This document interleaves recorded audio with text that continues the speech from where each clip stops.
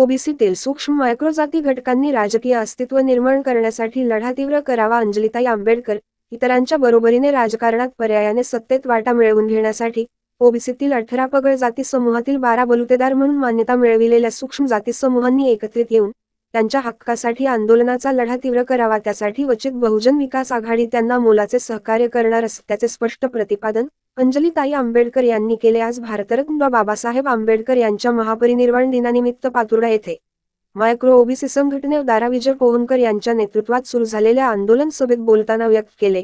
जळगाव जामोद मतदारसंघातील पातुर्डा ह्या गावात डॉक्टर बाबासाहेब आंबेडकर यांच्या पदस्पर्शीने पावन झालेल्या आठवडी बाजारातील विहिरीसमोर आज दिनांक 6 डिसेंबर पासून मायक्रो ओबीसीचे अभ्यासक विजय पोहनकर यांच्या नेतृत्वात 12 बलुतेदार मायक्रो ओबीसी एसबीसी संघटनेद्वारा 3 दिवसीय धरणे आंदोलनाला सुरुवात करण्यात आली.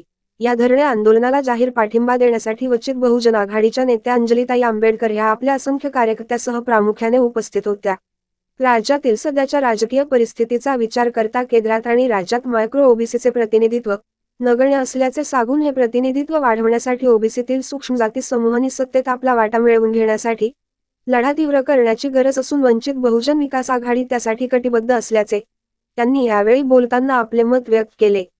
धरणे आंदोलनाला जळगाव, संग्रामपूर, शेगाव, अकोला, तेलारा आदी ठिकाणावरून मायक्रो ओबीसीचे प्रतिनिधी हजर होते. गोपाल इंगळे, संग्रामपूर. वेगवेगळ्या समूहांमध्ये सुद्धा जे समूह किंवा जी कुटुंब अधिक वंचित राहिलेली आहेत त्यांना आरक्षणाचे किंवा विकासाचे लाभ हे प्राधान्याने मिळाले पाहिजेत आणि त्या दृष्टीने या देशाची धोरणं आखली जावीत ही वंचित बहुजन आघाडीची भूमिका आहे. ओबीसींच्या आरक्षणाचा किंवा ओबीसींसाठी असलेल्या विकास निधीचा फायदा हा सर्व ओबीसींमध्ये सारख्या प्रमाणात पोचलेला नाही आहे आणि त्याच्यामुळे त्याच्यावरती जास्ती अभ्यास व्हावा लागेल आणि त्याच्या संदर्भातली धोरणं ही निश्चितपणे वंचित समूहांच्या बाजूनी झुकणारी आखावी लागतील. तुम्ही या सूक्ष्म ओबीसींच्या आंदोलनाला पाठिंबा दिलाय?